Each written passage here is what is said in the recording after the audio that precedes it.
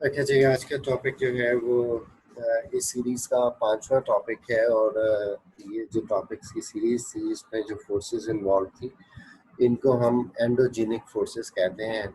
ज्योमॉर्फिक processes के हवाले से कि जो अर्थ के ऊपर डिफरेंट प्रोसेसेस अकर करते हैं, उसमें से इन प्रोसेसेस को, जिसमें प्लेट टेक्टोनिक्स में फोर्सेस इन्वॉल्व थी, वोल्केनिज्म था, अर्थक्वेक था, इनको एंडोजेनिक फोर्सेस कहा जाता है, जो कि अर्थ के स्ट्रक्चर को इफेक्ट करती हैं। एंडो का मतलब इंटरनल है, तो इसको हम इंटरनल फोर्सेस भी कहते हैं। जेनेसिस का वर्ड जो है वो ओरिजिन के लिए यूज होता है, सो जेनिक का वर्ड जो है वो बेसिकली इन फोर्सेस के ओरिजिन को रिलेट करता है। Endogenic means internal forces. इनको कंस्ट्रक्टिव फोर्सेस भी कहा जाता है, जैसे प्लेट टेक्टोनिक्स में हमने देखा, वोल्केनिज्म में देखा कि नया मटेरियल जो है वो बिल्डअप होता है और वो मटेरियल जो है वो नए स्ट्रक्चर्स की फॉर्मेशन कॉज करता है।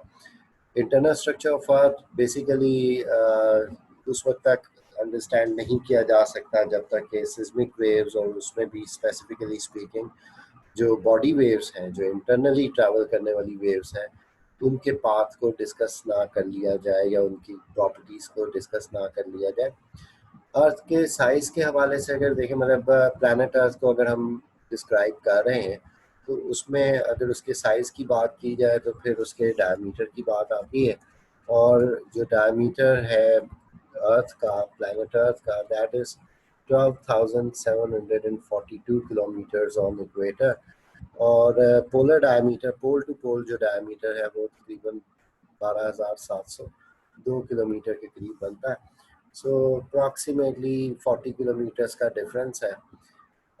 इस वजह से जो इसकी शेप है उसको हम परफेक्ट सफ़ियर नहीं कह सकते, ना ही हम इसको ओवल शेप कह सकते हैं। ओवल शेप के अंदर जो डायमीटर्स होते हैं उनके डिफरेंस बहुत ज़्यादा होता है, बहुत प्रोमिनेंट डिफरेंस होता है।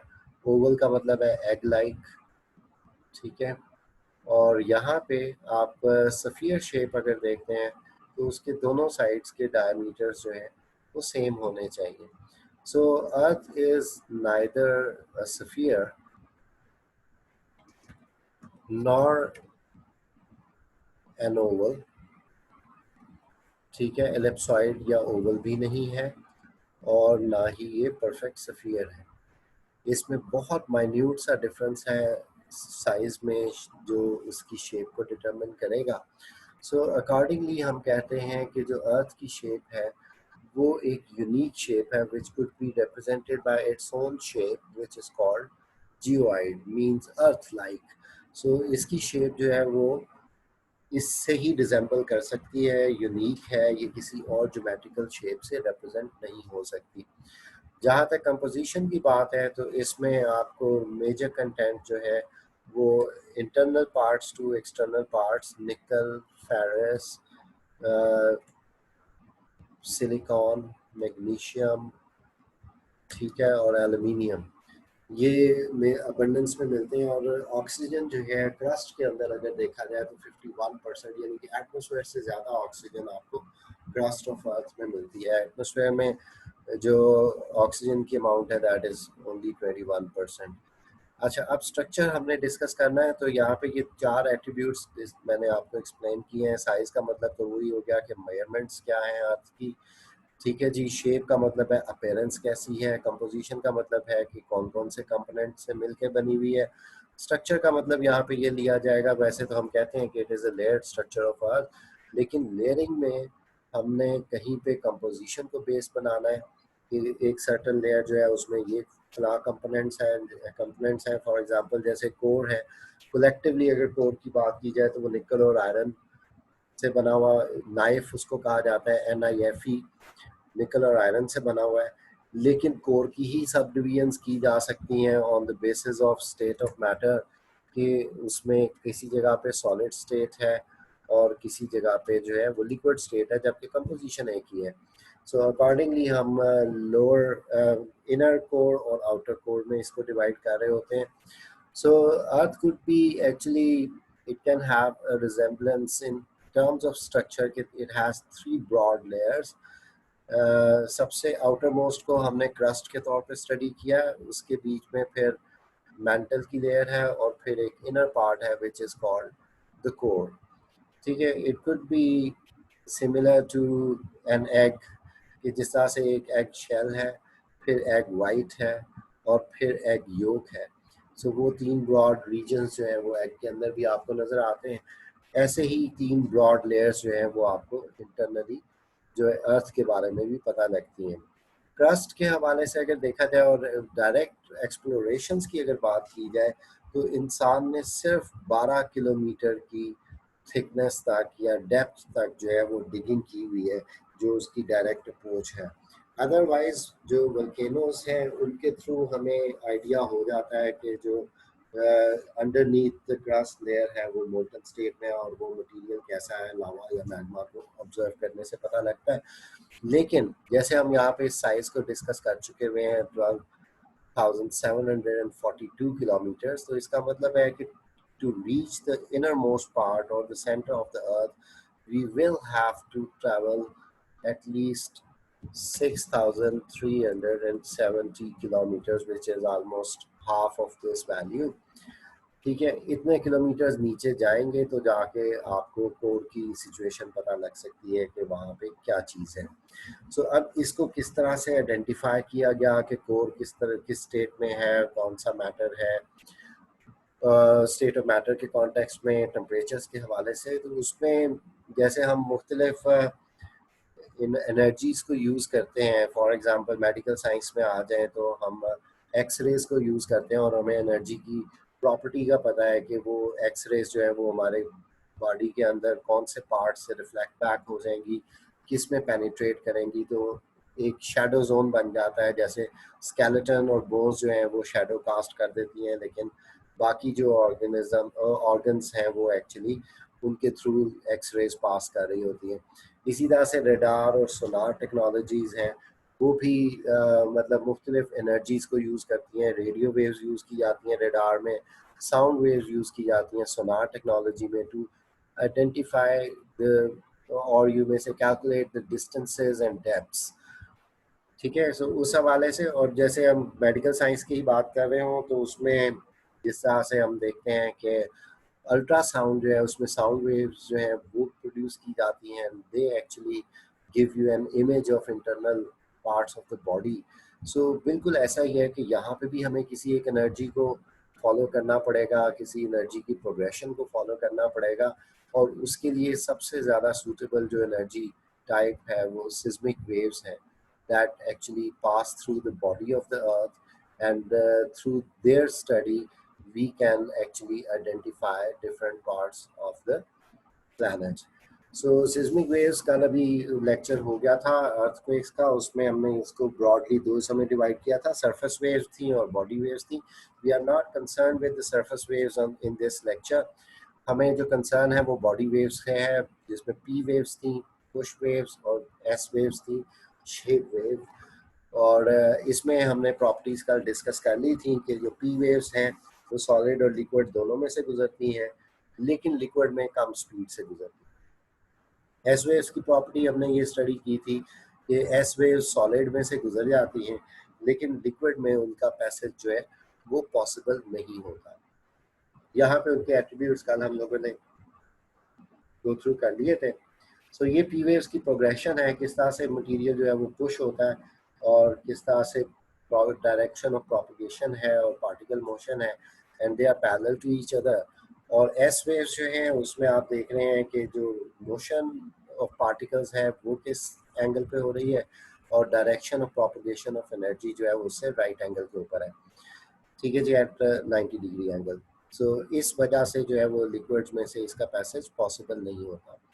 अच्छा, अब सिस्मिक वेव्स की पैसेज में एक और चीज़ यहाँ पे अंडरस्टैंड करना ज़रूरी है कि जब एक सिस्मिक वेव या शॉक वेव या किसी भी टाइप की एनर्जी, लाइट एनर्जी भी हो सकती है, जब वो लेस डेंस मटेरियल या लाइट मटेरियल से किसी डेंस मटेरियल में एंटर होती है तो उसका पाथ चेंज हो जाता है एक सर्टेन एंगल के ऊपर, और इस एंगल पे पाथ चेंज होने के प्रोसेस को हम रिफ्रैक्शन का नाम देते हैं. ठीक है, तो यहाँ पे अगर ये लेस डेंस मटेरियल से एक स्ट्रेट पाथ पे एनर्जी आ रही है, लेकिन जैसे ही डेंस मटेरियल आया उसमें अगर ये पेनिट्रेट हो गई तो ये अपना पाथ चेंज करेगी। इस प्रोसेस को रिफ्रैक्शन कहा जाता है। उसके अगेंस्ट रिफ्लेक्शन का प्रोसेस ये है कि if the energy is passing through a less dense material but there is very dense material जो उसके पाथ में आ जाता है, तो वो बाउंस बैक कर देगी। It will not penetrate into dense material and it will strike back, it will bounce back, it will reflect back. So इस प्रोसेस को हम रिफ्लेक्शन का नाम देते हैं, क्योंकि ये भी स्टडी किया जाएगा कि रिफ्लेक्शन कहाँ पे हुई और रिफ्रैक्शन कहाँ पे हुई। इससे इंटरनल जो पार्ट्स ऑफ अर्थ हैं उनकी डेंसिटीज का कंट्रास्ट जो है वो आइडेंटिफाई हो सकता है। सो यहाँ पे अब सिस्मिक वेव्स का पाथ है which can be observed and it should be. सबसे पहली बात यहाँ पे जो उसने मेंशन किया हुआ है ये है अर्थक्वेक सोर्स। इसको 0 डिग्री मेंशन किया है। यहाँ से अर्थक्वेक सपोज किया जा रहा है कि ओरिजिनेट हुआ इस पॉइंट से, और यहाँ से मुख्तलिफ वेव्स जो हैं स्पेशली पी और एस वेव्स, इसमें आपको वाइट कलर की लाइंस में एस वेव्स नज़र आ रही हैं और ब्लैक कलर की लाइंस जो हैं वो पी वेव्स की नज़र आ रही हैं। सो आपको ये नज़र आ रहा है कि पी और एस वेव्स जो हैं वो इस येलो से पोर्शन के अंदर से गुजर के जा रही हैं और उनमें कोई ऐसा रिफ्रैक्शन अकर नहीं कर रही। और इस पॉइंट से 103 डिग्री के एंगल तक, यानी कि अगर हम यहाँ पे प्रोटेक्टर को सेंटर से 0 इधर मार्क कर लें और ये जो है इस सेंटर से यहाँ पे 90 डिग्री आएगा। सो 103 का angle measured from this point, ठीक है, यहाँ तक 103। सो दोनों साइड पे 103 के एंगल तक हम ये ऑब्जर्व कर रहे हैं कि पी वेव्स और एस वेव्स जो हैं they are actually approaching this point. ठीक है, सो यहाँ पे इनकी अप्रोच है, दोनों की है। अगर दोनों टाइप की एनर्जीज जो हैं वो without changing their path and without any hindrance अगर आ रही हैं, यानी एस वेव्स भी आ रही हैं और पी वेव्स भी आ रही हैं, दोनों सिस्मिक वेव्स यहाँ पे ट्रेवल करके आ रही हैं, तो इससे हम यही डिड्यूस करेंगे कि चूंकि इनका पाथ चेंज नहीं हुआ, सो इस रीजन के अंदर कहीं पे भी कोई डेंसिटी कंट्रास्ट नहीं है जो कि पाथ चेंज करवाता। ठीक है, सो ये एक यूनिफॉर्म डेंसिटी का जोन है जहाँ पे किसी किस्म का मतलब डेंसर और लेस डेंस मटेरियल का कॉन्सेप्ट नहीं होगा। दूसरी बात है कि यहाँ से एस वेव्स ट्रैवल कर रही हैं। अगर एस वेव्स कहीं से ट्रैवल कर रही है तो इसका मतलब है कि ये सॉलिड पार्ट है, क्योंकि एस वेव्स की प्रोपगेशन सिर्फ सॉलिड में पॉसिबल है, लिक्विड में पॉसिबल नहीं है। तो इस हवाले से इस लेयर के अंदर जहाँ पे आपको पी और एस वेव्स का पाथ नजर आ रहा है, यहाँ पे मेन चीज़ यही है कि एस वेव्स और पी वेव्स दोनों का गुजरना जो है वो इसके सॉलिड होने की एविडेंस है, और दूसरा ये कि उनका पाथ चेंज ना होना इस चीज़ की एविडेंस है कि बीच में कोई डेंसिटी कंट्रास्ट भी नहीं है। ठीक है, तो एक पार्ट हमने यहाँ पे स्टडी कर लिया, ये 103 तक आ रहा है और सोर्स से आपका ये किलोमीटर्स मेंशन है। इसके आगे हम ये ऑब्जर्व करते हैं कि जो एस वेव्स हैं वो 103 डिग्री से आगे के रीजन में कहीं पे भी एक्सपीरियंस नहीं होंगी, रीअकर नहीं करेंगी, रीअपेयर नहीं करेंगी। सो यहाँ पे ये रेड लाइन इस चीज़ को रिप्रेजेंट कर रही है कि it is S wave shadow zone, कि यहाँ पे ये जो इंटरनल एक सफियर येलो कलर का ड्रॉन है, लाइट येलो कलर का, ये लिक्विड है जिसमें एस वेव्स जो है वो फर्दर प्रोपोगेट नहीं हो सकी। सो इस लिक्विड ने एक्चुअली अपनी बाउंड्री तक तो यहाँ तक एस वेव्स को आने दिया, लेकिन एस वेव्स जब इस लिक्विड के अंदर पेनिट्रेट हुई तो वो फर्दर प्रोपोगेट नहीं कर सकी। सो इस सफियर के साइज के मुताबिक एक पीछे शेडो जोन बन गया कि इस पूरे रीजन में 103 डिग्रीज टू दिस 103 डिग्रीज कहीं पे भी एस वेव्स नहीं पहुंच सकी। ठीक है, इस एस वेव्स के रुकने की बेस के ऊपर हम ये कहते हैं कि चूंकि वो रिकॉर्ड में नहीं आई, सो हम ये कहते हैं कि ये वाला सफियर जो है, इनर सफियर, ये लिक्विड फॉर्म में है क्योंकि एस वेव्स इसमें रुकी हैं। दूसरी बात है कि जो पी वेव्स थी वो 103 के बाद एक बड़े एरिया तक रीअपेयर नहीं हुई, बल्कि वो डायरेक्टली 142 डिग्री के एंगल के ऊपर रीअपेयर हुई है। सो इसका मतलब ये हुआ कि जो पी वेव्स 104 डिग्री या 105 डिग्री के एंगल पे आनी थी, वो जब पेनिट्रेट की with in this sphere, it change their path and they refracted to 142 degrees. That means they changed their path because of the density contrast. So यहाँ पे हमें p waves की स्टडी से पता लगता है कि दोनों स्फीयर्स, आउटर स्फीयर और इनर स्फीयर की डेंसिटी में डिफरेंस है, और उस डिफरेंस की वजह से p waves जो हैं वो अपना पाथ चेंज कर गई हैं, वो रिफ्रैक्ट कर गई हैं, and they have reached eight 142.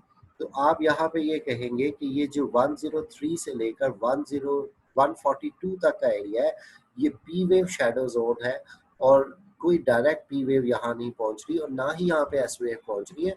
S wave तो 103 से लेकर इस 103 तक कहीं पे भी नहीं पहुंचेगी। ठीक है जी। उसके बाद नेक्स्ट चीज आती है नियर द 180, यहाँ पे opposite antipodal to this point, यहाँ पे आने वाली जो पी वेव्स हैं, जब वो ट्रैवल करती हैं तो उसमें पहले वो इस स्फीयर में एंटर होंगी, they will change their path, फिर उनका पाथ एक मरतबा दोबारा चेंज होता है, एंगल फिर चेंज होता है, और फिर वो मतलब हम ये कह सकते हैं कि जो 103 पे आने वाली पी वेव्स हैं वो स्ट्रेट पाथ पे चलती हुई आ रही हैं, नो रिफ्रैक्शन एट ऑल। जो पी वेव्स 142 पे आ रही हैं वो दो रिफ्रैक्शंस कर रही हैं, एक दफ़ा इस स्फीयर में एंट्री के टाइम पे एंगल चेंज कर रही हैं, एक दफ़ा इससे एग्जिट के टाइम पे कर रही हैं। लेकिन जो 180 के करीब आने वाली पी वेव्स हैं उनकी एविडेंस शो होती है कि वो चार रिफ्रैक्शंस करके आती हैं, पहली इसके अंदर एंट्री पे, दूसरी इसके अंदर एंट्री पे, तीसरी इससे एग्जिट पे, चौथी इस पॉइंट से एग्जिट पे, चार रिफ्रैक्शंस हैं। That could be question.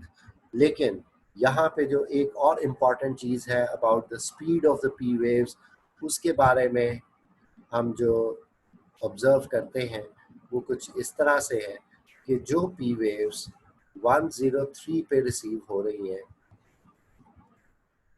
These are fastest P waves, और उसकी रीज़न ये है कि ये एक सॉलिड, एंटायरली सॉलिड पाथ को क्रॉस करके आएंगे। 142 पे आने वाली जो पी वेव्स हैं ये तीनों के कंटेक्स्ट में स्लोएस्ट है, because these P waves have actually crossed a major section of liquid state. ठीक है। लेकिन जो P waves 180 के ऊपर रिसीव होती हैं opposite to the source of the earthquake, these are moderate speed P waves. Moderate speed P waves का मतलब यहाँ पे ये लिया जा रहा है कि इनकी स्पीड ना तो इतनी तेज है कि जितनी कि 103 पे आने वाली थी, क्योंकि वो इंटायरली सॉलिड पार्ट से गुजरी थी, और ना ही इतनी स्लगिश है जितनी कि 142 पे आने वाली। और इधर बेसिकली फिर यही अज्यूम किया जाता है कि जब वो इस लिक्विड स्फीयर में एंटर हुई इनकी स्पीड कम हुई, लेकिन अंदर कोई एक सॉलिड पार्ट ऐसा मौजूद है जिसने इनकी स्पीड को इंक्रीज करवा दिया। सो इनकी स्पीड जो है वो 142 पे आने वाली पी वेव से बढ़ गई। ठीक है। तो इस हवाले से यहाँ पे 3-4 एविडेंसेस हैं जो कि सॉलिड इनर कोर या सॉलिड स्फीयर को एलैबोरेट करती हैं, एक्सप्लेन करती हैं। सबसे पहली जो है वो स्पीड्स ऑफ पी वेव्स, जो कि इन 3 पॉइंट्स पे हमने ऑब्जर्व की, तो इसमें आपको एक चेंज नज़र आएगा।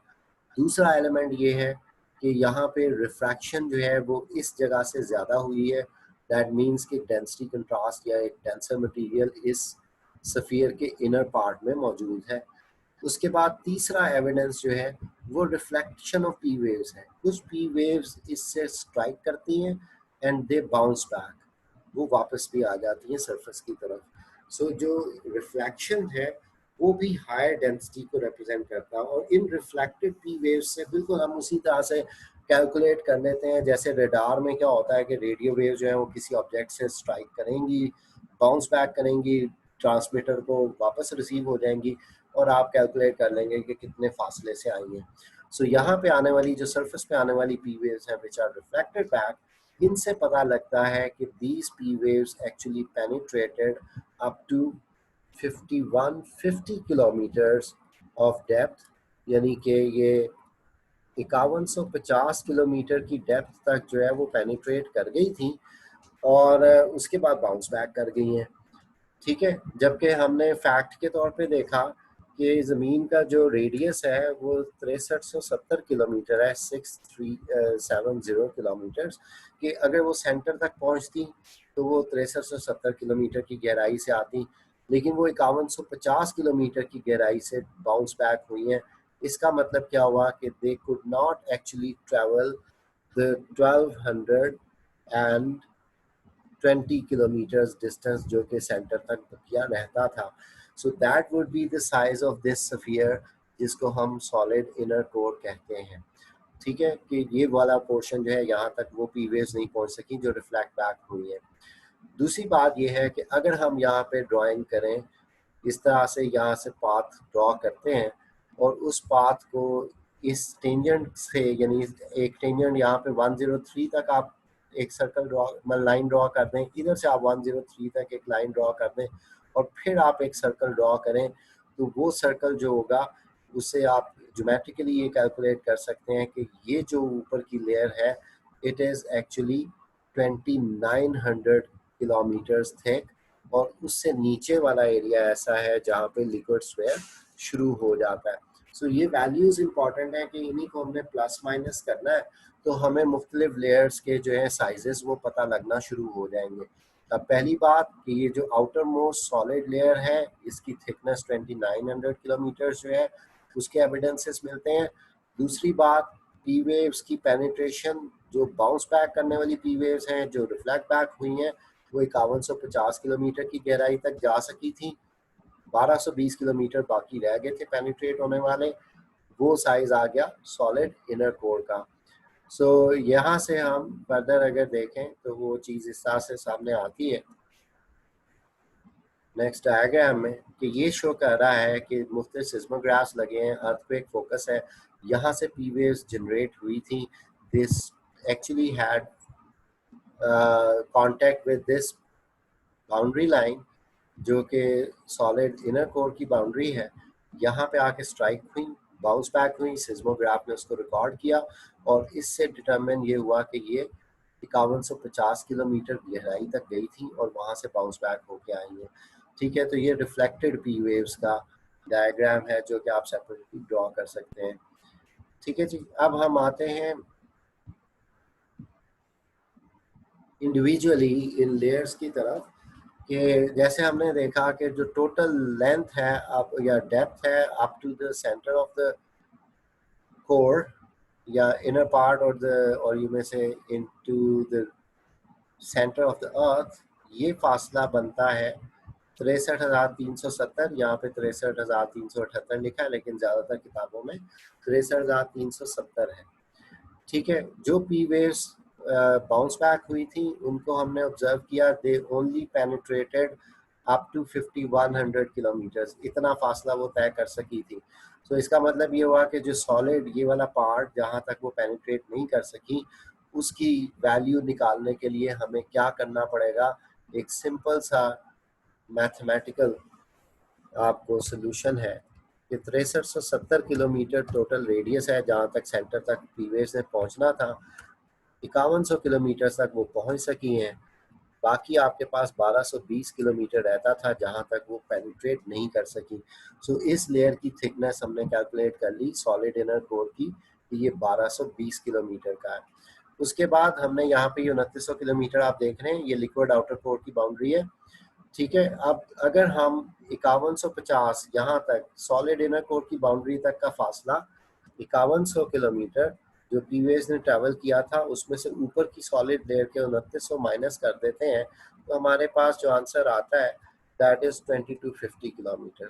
सो यहाँ पे अब हम सिंपली ये भी देख सकते हैं कि इसको ऐसे भी लिखा जा सकता है कि आपके पास 6370 किलोमीटर फासला था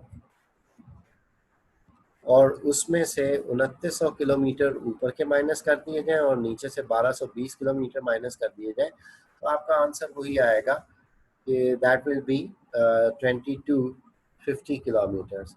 सो जो लिक्विड आउटर कोर है इसकी थिकनेस 2250 किलोमीटर्स है।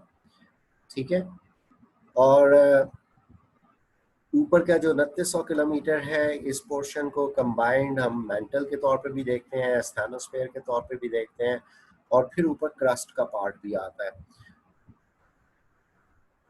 सो यहाँ से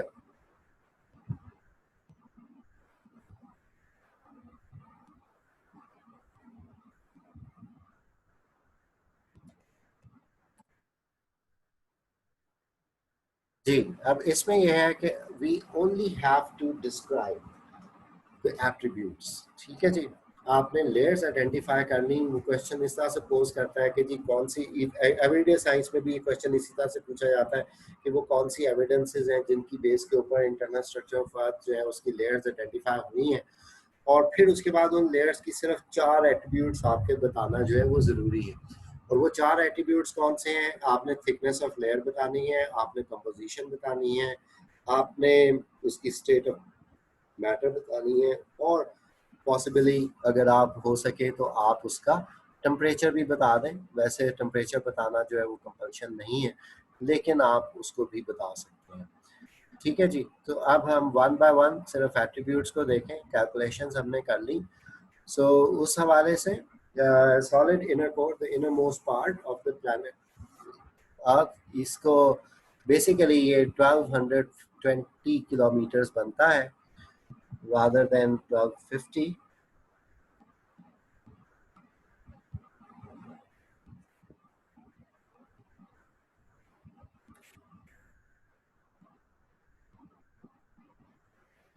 ठीक है, 1220 किलोमीटर आपने देखा था कि 5100 किलोमीटर डेप्थ पे आने वाली जो पी वेव्स थी वो 1220 किलोमीटर फर्दर आगे नहीं चल सकी थी। 5150 किलोमीटर वो नीचे गई थी।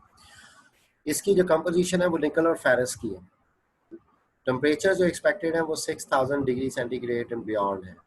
बहुत ज़्यादा प्रेशर है, बहुत ज़्यादा टेम्परेचर है, और ये टेम्परेचर इतना ज़्यादा है कि ये आयरन के मेल्टिंग पॉइंट टेम्परेचर से भी ज़्यादा है, यानी उससे भी तकरीबन 4 गुना ज़्यादा है, लेकिन फिर भी सॉलिड स्टेट प्रिवेल कर रही है। इस सॉलिड स्टेट की रीज़न ये है कि यहाँ पे प्रेशर बहुत ज़्यादा है। यहाँ पे मौजूद जो मटेरियल है वो इतना ज़्यादा प्रेशराइज्ड है कि उसके ऊपर, मतलब ये जो इनर कोर का पार्ट है उसके ऊपर जो बर्डन है मास का, जो मटेरियल का, वो इतना ज़्यादा है कि हीट के बावजूद जो मॉलिक्यूल्स हैं निकल और आयरन के, वो एक दूसरे से सेपरेट नहीं हो पा रहे, चाहे उन्हें एनर्जी बहुत ज़्यादा मिल रही है, लेकिन जो एक्सटर्नल सराउंडिंग प्रेशर है वो उनको बिल्कुल कॉम्पैक्ट किए हुए हैं। सो इस वजह से यहाँ पे एक तो बात है कि प्रेशर की ही वजह से टेम्परेचर हाई है, लेकिन टेम्परेचर ज़्यादा होने के बावजूद यहाँ पे जो एक्सपेंशन है मॉलिक्यूल्स का आपस में गैप क्रिएट करना, वो पॉसिबल नहीं है कि वो लिक्विड स्टेट में आ सके। ठीक है, सो इसलिए यहाँ पे सॉलिड स्टेट प्रिवेल कर रही है इनर कोर के अंदर। ओके, इसके बाद नेक्स्ट जो आता है वो है लिक्विड आउटर कोर। अब यहाँ पे बेसिकली क्योंकि प्रेशर कम है, ऊपर सिर्फ जो है वो 2900 किलोमीटर का बर्डन पड़ा हुआ है मटेरियल्स का, और वो भी लाइट वेट मटेरियल्स हैं। इसकी कंपोजिशन भी निकल और फेरस है, लेकिन जो स्टेट ऑफ मैटर है दैट इज लिक्विड।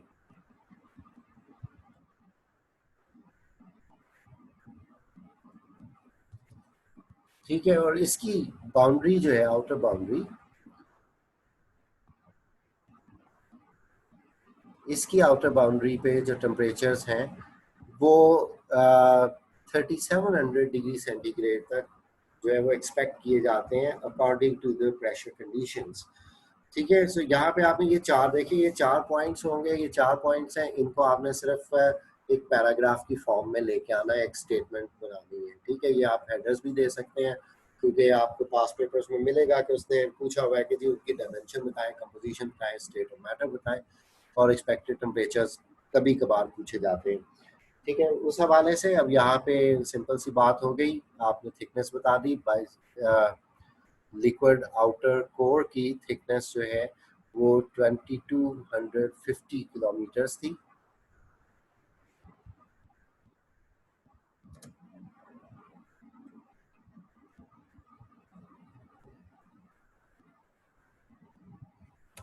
और कंबाइंड थिकनेस जो कोर की बनती है वो फिर 3470 बनती है, यानी कि 3470 किलोमीटर्स थिकनेस जो है वो बनेगी कंबाइंड कोर की, यानी इनर और आउटर को मिला दिया जाए। और बकिया ऊपर 2900 किलोमीटर बचेगा जो 6370 का टोटल करता है। ठीक है जी। अब यहाँ पे वैल्यूज जो है वो एडिट नहीं हुई हुई इसमें। अपर मेंटल की, लोअर मेंटल की बात करते हैं। It is 2250 kilometres, 30 kilometres thickness. ठीक है। यहाँ पे आपको जो कंपोजिशन मिलेगी उसमें सिमा और ऑक्साइड ऑफ आयरन मिलेंगे। सिमा जो है वो रिप्रेजेंट करता है सिलिकॉन और मैग्नीशियम के मिक्सचर को। इसमें मैग्नीशियम की अमाउंट रिलेटिवली ज़्यादा है और उसकी वजह से इसमें आप कह सकते हैं कि यहाँ पे जो सॉलिड स्टेट की रीज़न है उसकी वजह यह है कि प्रेशर कम है, लेकिन जो मटेरियल्स हैं उनका मेल्टिंग पॉइंट टेम्परेचर भी कम है। सो जहाँ पे निकल और आयरन को हमने देखा था उसका मेल्टिंग पॉइंट टेम्परेचर ज़्यादा था। It required more pressure to remain in solid state. यहाँ पे जो है वो जितना प्रेशर अवेलेबल है उसके मुताबिक सिलिकॉन और मैग्नीशियम जो है वो सॉलिड स्टेट में प्रिवेल करते हैं लोअर मेंटल के अंदर। और इसमें आपको ऑक्साइड्स ऑफ आयरन भी मिलेंगे जो एक्चुअली डिप्लीट कर रहे थे टुवर्ड्स द कोर। इसकी स्टेट ऑफ मैटर सॉलिड है और 1500 डिग्री सेंटीग्रेड तक इसका एक्सपेक्टेड टेम्परेचर है up to the upper limit. उसके बाद आ जाता है अपर मेंटल। इसको स्थानोस्फीयर का नाम भी दिया जाता है। अब ये स्थानोस्फीयर ज़्यादा कम्प्लेक्स है as compare to other spheres. इसमें जो वर्ड है astheno, it actually refers to weak, like it is semi solid. ये सेमी लिक्विड और सेमी सॉलिड कंसिडर किया जाता है। इसमें सॉलिड पोर्शंस भी हैं और इसमें लिक्विड पोर्शंस भी हैं। अगर ये इंटायरली लिक्विड होता तो फिर यहाँ से ही एस वेव्स की प्रोपगेशन पॉसिबल ना होती। ठीक है। सो मेन चीज़ इसमें यही है कि इसमें जैसे हम लोगों ने कल अर्थक्वेक्स में पढ़ा कि डीप सीटेड अर्थक्वेक्स होते हैं वो 700 किलोमीटर्स की डेप्थ से भी ओरिजिनेट करते हैं। सो वो इसी 670 किलोमीटर्स को इंक्लूड करके वो 700 किलोमीटर्स मेंशन किए जाते हैं। लेकिन यहीं पे आपको जो है वो पॉकेट्स ऑफ मैग्मा भी मिलेंगी जो कि सोर्स है मुख्तलिफ वल्केनिक एक्टिविटीज़ का। सो यहाँ पे आपको पॉकेट्स ऑफ मैग्मा भी मिल रही हैं। ये एक प्लास्टिक मटेरियल है, ये सेमी सॉलिड स्टेट को रिप्रेजेंट करता है, लेकिन इसमें से एस वेव्स जो है they can pass. So S waves can pass through it और इसी वजह से ये एस वेव्स जो थी वो 103 डिग्री के एंगल तक जो है वो रिसीव हो सकी थी। उससे बियॉन्ड आपने देखा कि लिक्विड आउटर कोर जो है उसने एस वेव्स की प्रोपगेशन जो है वो पॉसिबल नहीं होने दी। सो यहाँ पे जो एक्सपेक्टेड टेम्परेचर्स हैं वो 1000 डिग्री सेंटीग्रेड है बीनीथ द क्रस्ट। ठीक है। क्रस्ट के नीचे का जो पोर्शन है वहाँ पे इसको रेफर किया जाता है कि 1000 डिग्री सेंटीग्रेड तक टेम्परेचर है। अपर मेंटल के ऊपर जो आपको लेयर मिलती है वो क्रस्ट की लेयर है। इसको हम ओशियानिक क्रस्ट देखते हैं जिसको सिलिकॉन मैग्नीशियम कहा था, जिससे ओशियानिक प्लेट्स फॉर्म हुई हैं। और कॉन्टिनेंटल क्रस्ट कहा जाता है ग्रेनाइटिक मटेरियल्स को। ये सिलिकॉन एल्युमिनियम का मटेरियल है, इसमें सिलिकॉन की अमाउंट ज़्यादा है और एल्युमिनियम का मिक्सचर मौजूद है। सो अब अगर हम इन लेयर्स को देखें वन बाय वन तो उसमें आपको कुछ डिसकॉन्टिन्यूटीज, कुछ बाउंड्रीज भी रेफर की जाएंगी। जैसे कि अगर हम इधर कोर का एरिया देखें तो this refers to the boundary of the core, though it is divided into two parts, solid inner core and outer liquid core. लेकिन इसकी जो बाउंड्री मेंटल के साथ फॉर्म होती है उसको एक डिसकॉन्टिन्यूटी कहा जाता है, एक ऑस्ट्रियन साइंटिस्ट के नाम पे, जिसको ग्यूटनबर्ग डिसकॉन्टिन्यूटी कहा जाता है। और ग्यूटनबर्ग डिसकॉन्टिन्यूटी का मतलब यही है कि जैसे अगर आप एक एग को बॉयल करते हैं तो एग योक के ऊपर एक मेम्ब्रेन होती है जिसने एग वाइट को सेपरेट किया होता है। बिल्कुल उसी तरह से कोर को सेपरेट कर रहा है ये वाली बाउंड्री मेंटल से। ठीक है। मेंटल और कोर के दरमियान बाउंड्री को ग्यूटनबर्ग डिसकॉन्टिन्यूटी कहा जाता है। इसी तरह से फिर आप देखेंगे कि मेंटल का लोअर पार्ट है, लोअर मेंटल जो हमने सॉलिड पढ़ा था, उसके ऊपर अपर मेंटल है जिसको स्थानोस्फीयर यहाँ पे लिखा गया है। अपर मेंटल एक वीक स्ट्रक्चर है, लेस रिजिड है, प्लास्टिक मटेरियल है। और फिर उसके बाद रिजिड क्रस्ट आता है जिसको लिथोस्फीयर कहते हैं। लेकिन लिथोस्फीयर जो है वो क्रस्ट और अपर मेंटल दोनों को मिला के टर्म यूज की जाती है। ठीक है। सो यहाँ पे अब आके अगर हम मेंटल और क्रस्ट की बाउंड्री की बात करें, बिल्कुल ऐसे ही कि जैसे एग की वाइट और एग के शेल के दरमियान में जो मेम्ब्रेन होती है जिसको न्यूक्लियस सॉरी सेल मेम्ब्रेन कहा जाता है, बिल्कुल वैसे ही यहाँ पे एक बाउंड्री लाइन है, डिवीजन है between the mantle and the crust. इसको मोहोरोविसिक डिसकंटिन्यूटी कहा जाता है, और इसको मतलब मोहो डिसकंटिन्यूटी भी कहा जा सकता है। ठीक है जी, सिंपल मोहोरोविसिक भी एक साइंटिस्ट का नाम है, यूगोस्लावियन साइंटिस्ट का नाम है मेरा ख्याल है, और उसके नाम के ऊपर इसको मोहोरोविसिक डिसकंटिन्यूटी कहते हैं। This discontinuity lies between the mantle and the crust. ठीक है जी, Gutenberg discontinuity lies between the core area and the mantle area. ठीक है, तो तीन ब्रॉड डिवीजन्स जो थी उसमें आपने देखा कोर एरिया है divided into solid inner core, outer liquid core, then lower mantle solid, upper mantle liquid and semi solid, and then the crust, और crust में हमने देखा कि it had oceanic crust and then the continental crust. So ये आपका एक question बनता है इंटरनल स्ट्रक्चर ऑफ अर्थ का, और अभी ये लेक्चर आपका जो है वो अपलोड हो जाएगा। जो लोग लेट आए हैं वो यूट्यूब पे देख लें, तो क्वेश्चन है तो पूछ लें।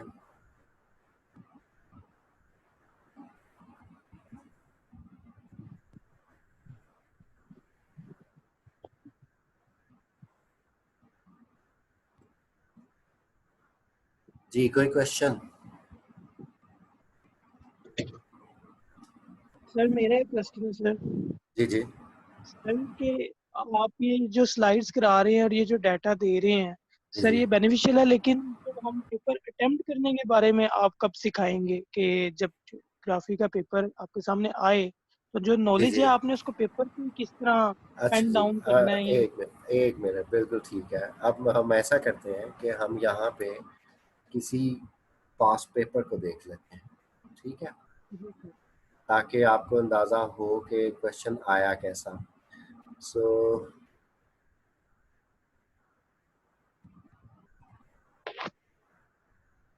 सर अगर पीएमएस का खोलें तो ज़्यादा नहीं, एक बेहतर ही होगा। बात होती है, टेंशन नहीं लेनी, वो कोई प्रॉब्लम नहीं है कि पीएमएस है या सीएसएस है। पीएमएस में सीएसएस के पेपर कॉपी पेस्ट कर दिए जाते हैं, वो कोई इशू नहीं है, ऐसा नहीं होता। ओके टॉपिक वही है तो क्वेश्चंस भी वैसे ही होंगे। ये कोई ग्रेजुएशन और इंटरमीडिएट का डिफरेंस नहीं है, सीएसएस पीएमएस एक जैसा ही है सब्जेक्ट वाइज। ओके, यहाँ पे आप देखिएगा ये क्वेश्चन है, वेदरिंग आ गया जी, वोल्केनोज आ गया, अर्थक्वेक्स आ गया, इंटरनल स्ट्रक्चर ऑफ अर्थ का क्वेश्चन। यहाँ पे देखिए क्वेश्चन ये 2013 में आया हुआ है। How have earthquake waves helped the scientist to know about the interior of earth. जो मैंने पार्ट्स बताए एग्जैक्टली आपने वैसे ही बताना है। Give a detailed description of earth interior with help of diagrams. ये जो लेयर्स बताई हैं और उनके चार चार एट्रीब्यूट्स बताए हैं, ये आपने with help of diagram draw कर देना। ठीक है जी, उसके बाद यहाँ पे देखिएगा ये सारे पास्ट पेपर्स, सिंपल एक मिनिमम कितनी लेंथ होनी चाहिए, कितने पेजेस पे आपका ये 20 देखेंगे। अब मार्क्स का पेपर? ये जो आप 20 मार्क्स मैंने कल भी बताया थे कि अभी तो ये फिर डिस्क्रिप्टिव क्वेश्चन था, लेंथी हो जाएगा, ये चला जाएगा 4 पेजेस 5 पेजेस तक, ठीक है ना। लेकिन एटमॉस्फेयर के कई टॉपिक्स हैं जो 2.5-3 पेजेस पे खत्म हो जाते हैं, उससे ज्यादा जो है वो आपको रिक्वायर्ड ही नहीं है। अब यहाँ पे जैसे explain the internal structure of अर्थ, ये तो एक ऐसे की तरह से ओपन उसने क्वेश्चन पूछ लिया। फिर है write a comprehensive note on the internal structure of earth, discuss the internal structure of earth with special reference to earthquake waves. सही है जी। अब यहाँ पे थोड़ा सा प्रॉब्लमैटिक है, ये सीएसएस में 2011 में पूछा था D double prime layer. D double prime layer क्या है? ये जो मैंने आपको ग्यूटेनबर्ग और मोहोरोविसिक बताई है, इसमें डी प्राइम का मतलब है डी डैश, और डी डबल प्राइम का मतलब है जैसे हमारा ये इन्वर्टेड कोमास होते हैं, ये वाले डबल प्राइम। ठीक है, तो ये ओके ग्यूटेनबर्ग और मोहोरोविसिक को बेस बनाया गया है। टर्म्स आर डिफरेंट यूज कर ली गई है, but it refers to internal structure of earth. यहाँ पे देखिएगा question number 4, describe the internal structure of earth in detail giving dimensions, size बताया, मिनरल कंपोजिशन वही सिलिकॉन मैग्नीशियम निकल फेरस